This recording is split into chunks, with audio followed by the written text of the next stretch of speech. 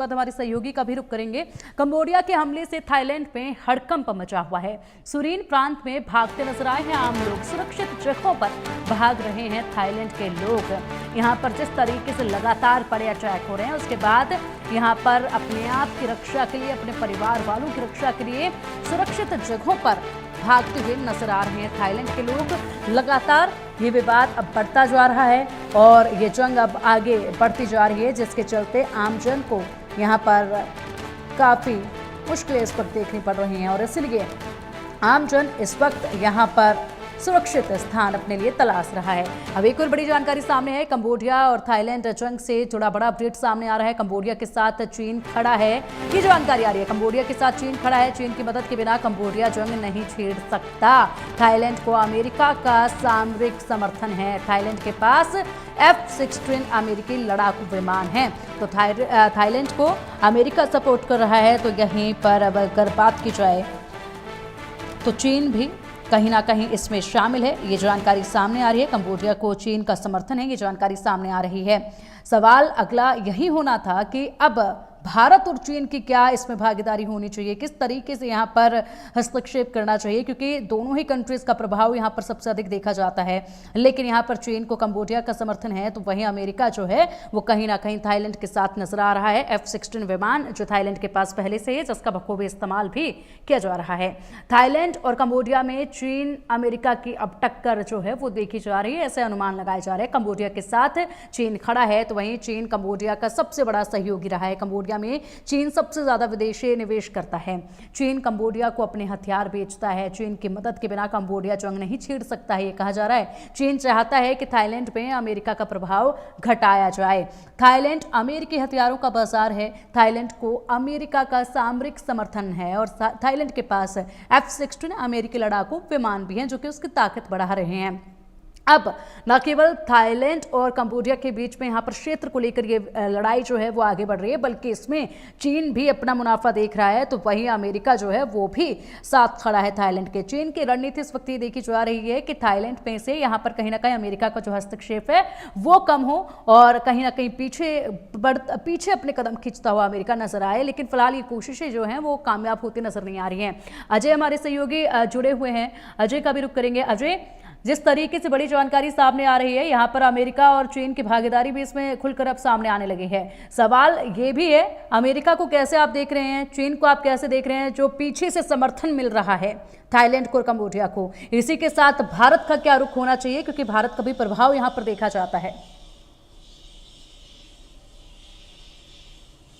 पिंकी, हम सुबह ही इस चीज पर चर्चा कर रहे थे कि ये जंग जो है किस ओर रुख इसका रहेगा, कब खत्म होगी, कितनी लंबी चल सकती है, ये संभावनाएं जो हैं ये उस पर निर्धारित हैं, निर्भर करती हैं कि कौन से देश जो हैं इन दोनों देशों के समर्थन में खड़े हैं। जैसा आपने खुद भी बताया कि दरअसल थाईलैंड को जो है अमेरिका का समर्थन है और वहीं कंबोडिया जो है वो चीन के प्रभाव से जो है वो आगे बढ़ रहा है। तो यकीनन फिर ये जंग जो है वो बड़ी जल्दी खत्म हो जाए, वो ऐसा पॉसिबिलिटीज बड़ी कम हो जाती हैं। दूसरी एक अहम चीज़ ये भी है कि एक समय जब ये पुराने समय में जब ये कंबोडिया और थाईलैंड के निर्माण हुआ था, जब उसकी सीमाओं को खींचा गया था, उस वक्त जो परिस्थितियां थी, उस वक्त जो हालात थे, उस वक्त ये दो जो देश थे वो इतने जो है वो इकोनॉमिकली इतने स्ट्रांग नहीं थे कि वो इस चीज का अच्छे भले का फैसला कर पाते कि क्या इसका असर होगा फ्यूचर में। मगर अब जब इन्वेस्टमेंट्स हुई हैं, अब जब वहां के जो दूर दराज के इलाके थे जहां पर कनेक्टिविटी नहीं थी, वहां पर चीजें पहुंची हैं, वहां पर जो डेवलपमेंट हुई, उसके बाद कहीं ना कहीं दोनों देशों की जो सरकारें हैं वो उनको अब लग रहा है कि कहीं ना कहीं वो इलाका जो है, जिन सीमाओं को खींचा गया था, वो सीमाएं खाली नाम मात्र खींची गई थी, मगर उसका नुकसान जो है या फिर ये कहा जाए कि उस जगहों का फायदा जो है वो उन देशों को नहीं मिल रहा है, बल्कि दूसरे को मिलेगा। तो ये चीजें जो हैं, अब ये विवाद जो है वो खाली एक मंदिर का विवाद नहीं रह गया है।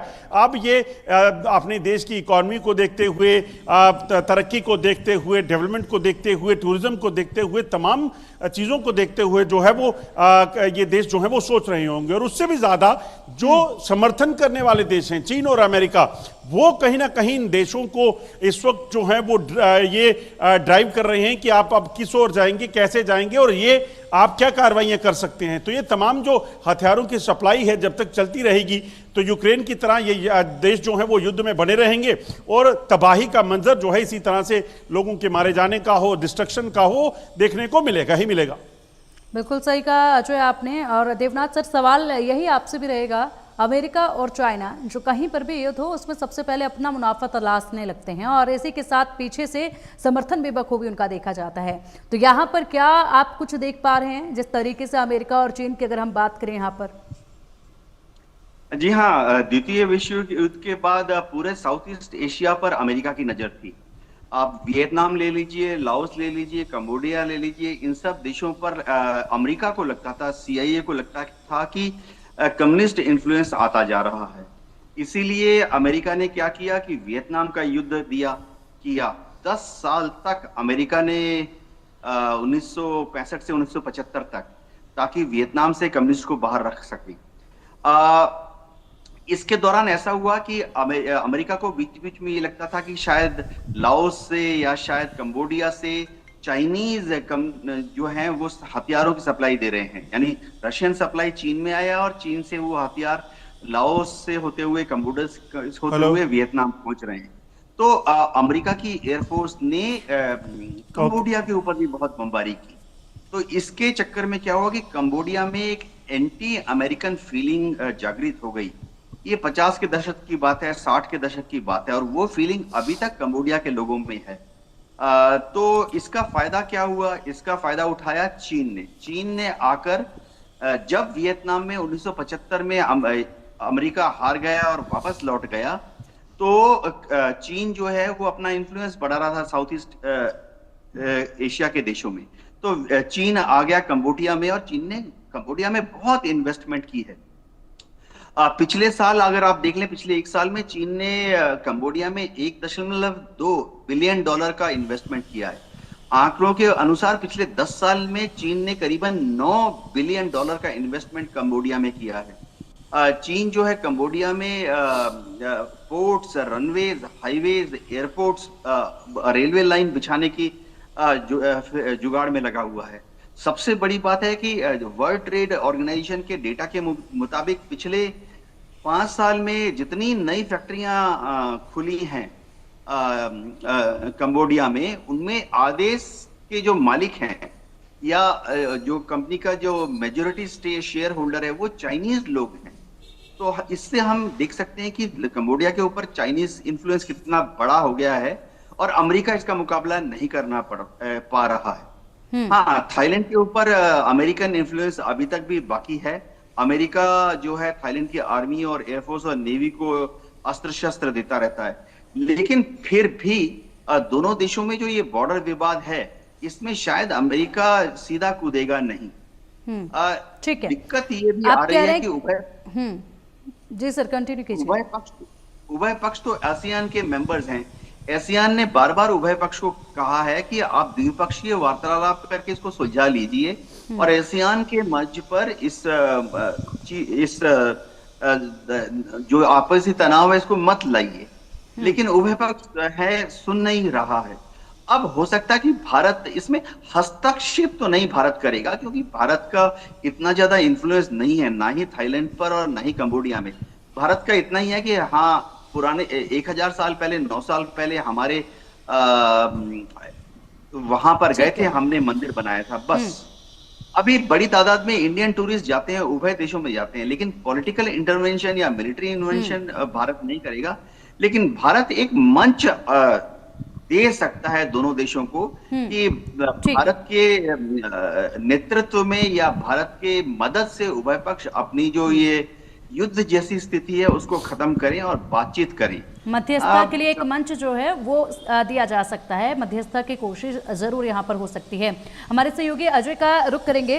अजय, अगर बात की जाए संघर्ष के बीच में सीमावर्ती जो इलाके हैं उन पर, वहां की जनता पर कैसा असर देखा जा रहा है फिलहाल, और क्या यहाँ पर मानवीय संकट जैसे हालात बनते नजर आ रहे हैं क्या?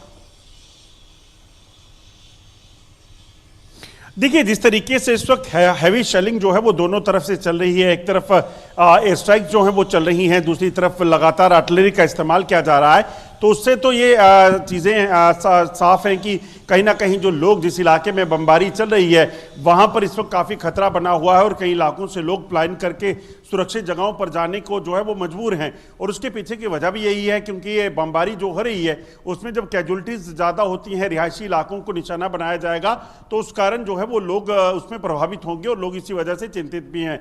और इसी वजह से अब ये चिंताएं भी बढ़ गई हैं कि जो आसपास के पड़ोसी देश हैं कहीं लोग उस तरफ जाते हैं, उनकी इन्वॉल्वमेंट हो जाती है और अगर कभी एयर स्ट्राइक एक जगह के बजाय दूसरी जो कंट्री में है उसमें अगर गलती से भी चली जाती है तो उन लोग देशों की इन्वॉल्वमेंट के चांसेस जो है वो बढ़ जाते हैं। और पहले से लगातार ये कहा जा रहा है कि विश्व युद्ध का खतरा इस वक्त दुनिया में मंडरा रहा है। विश्व युद्ध 3 जो है वो उसकी शुरुआत जब इजराइल रशिया यूक्रेन की युद्ध हुई थी उसके बाद से हो गई थी। जब ईरान की एंट्री हुई, जब उसमें इजराइल और हमास के युद्ध की बात की जाए, उसमें जब ईरान की एंट्री हुई, ईरान के बाद अमेरिका उसमें कूदा, उसके बाद रिटेलिएशन जब हुई, तो ये तमाम चीज़ें जो हैं उसके बाद अगर आप देखें तो अब ये कंबोडिया और थाईलैंड का सिलसिला शुरू होता है और इसमें इनडायरेक्टली जो चीन और अमेरिका की जो सपोर्ट है दोनों देशों को, ये अपने आप में बताती है कि इन्वॉल्वमेंट का जो एक कोई ये नहीं कहा जा सकता, उसकी कोई सीमा नहीं है। कौन कब कहां पे इन्वॉल्व हो जाएगा वो आप कह नहीं सकते। तो ऐसे में इस चीज़ की शंका बन गई है और इसी चीज़ का लोगों को खतरा है। जो लोग थाईलैंड में रहते हैं, जो लोग कंबोडिया में रहते हैं, उन्हें इस चीज़ की चिंताएं सता रही होंगी कि आखिरकार वो लोग अब यहाँ से कहाँ निकले, कैसे निकले, और इसी चीज़ को लेकर इस वक्त पैनिक सिचुएशन जो है वो हम पे बनी हुई है। ठीक है, फिलहाल हालात यहाँ पर यही हैं, लेकिन आगे हालात क्या रहेंगे ये देखने वाली बात होगी। आज की बैठक के खत्म होने का भी इंतजार रहेगा, वहाँ से क्या परिणाम निकलकर सामने आते हैं। देवनाथ सर, यहाँ पर सवाल ये भी खड़ा होता है कि जिस तरीके से हालात यहाँ पर गंभीर होते जा रहे हैं, ऐसे में दूसरी कंट्रीज की शांति, जो कि नेबर कंट्रीज हैं, उनकी शांति की अगर बात करें, व्यापार को लेकर अगर बात करें, तो इस पर क्या प्रभाव आप देख रहे हैं? जी हाँ, दूसरी जो दक्षिण साउथ ईस्ट एशियन कंट्रीज हैं उनके व्यापार पे काफी ज्यादा प्रभाव पड़ेगा, क्योंकि जब हम देखें गल्फ ऑफ थाईलैंड जो है वो मलेशिया से लगा हुआ है, बर्मा से भी थाईलैंड का बॉर्डर लगा हुआ है और वियतनाम के साथ कंबोडिया का बॉर्डर लगा हुआ है। ये पूरा एरिया जो है वो प्रभावित होगा। जैसे लॉन्ग टर्म इन्वेस्टमेंट है, लोग शायद पीछे हाथ खींच लें। भारत भी लुक ईस्ट पॉलिसी के तहत एक हाईवे बनाने की कोशिश कर रहा था, जो कि कर रहा है, जो कि भारत से चालू होकर बांग्लादेश जाएगी, म्यांमार जाएगी, थाईलैंड, कंबोडिया होते हुए वियतनाम तक पहुंचेगी और इसी हाईवे का एक हिस्सा जो है मलेशिया से होकर सिंगापुर तक पहुंचेगा। तो अगर यहाँ इन एरिया में ऐसी युद्ध जैसी स्थिति बनी रहेगी तो स्टेबिलिटी नहीं होने पे कोई भी इन्वेस्टर वहां पर नहीं जाएगा। हाँ, चीन की बात अलग है। चीन ने क्या किया है कि चीन ने एक हाईवे BRI प्रोजेक्ट के ब्रिज एंड रोड इनिशिएटिव के तहत उन्होंने एक हाईवे बना लिया है चीन से लेकर कंबोडिया तक। और क्योंकि चीन को लगता है कि कंबोडिया तक अगर एक हाईवे बना लेगा तो वो गल्फ ऑफ थाईलैंड में उसको डायरेक्ट अप्रोच मिल जाएगा। तो अभी क्या हो रहा है कि फिलहाल जब भी चीन से कोई शिप निकलता है उसको East China Sea, South China Sea, Strait of Malacca होके इंडियन ओशन जाना पड़ता है, लंबा रास्ता। तो चीन चाहता है कि चीन से सीधा सामान जो है वो कंबोडिया में आ जाएगा इस हाईवे के थ्रू और कंबोडिया में पोर्ट में लोड होकर इंडियन ओशन चला जाएगा। और तो और चीन ने इतनी महत्वाकांक्षी अगर हम मक्से में देखें तो जो मलेशिया का प्रायद्वीप है जिसके टिप में सिंगापुर है, चीन क्या कोशिश कर रहा है कि इस लंबे प्रायद्वीप में मलेशिया के हाफवे थ्रू एक नहर बनाने की कोशिश कर रहा है ताकि गल्फ ऑफ थाईलैंड से तुरंत चाइनीज जो शिप्स हैं इस नहर से तुरंत इंडियन ओशन में आ जाएंगे। इससे उनकी जो दूरी है वो बतौर ट्रेडिशनल जो समुद्री मार्ग है उसके मुकाबले करीबन 1200 किलोमीटर कम हो जाएगी। तो चीन इन सब क्या कह सकते हैं एग्रेसिव मोड में है इस वक्त साउथ ईस्ट एशिया में। जी बिल्कुल, और फिलहाल देखना ये होगा कि क्या वक्त रहते मध्यस्थता का कोई रास्ता निकल पाएगा या फिर हालात यहाँ पर गंभीर होंगे। मिडिल ईस्ट में जो हालात देखे जा रहे हैं इस वक्त, क्या यहाँ पर भी वही हालात जो है गंभीर होते नजर आएंगे, ये देखना होगा।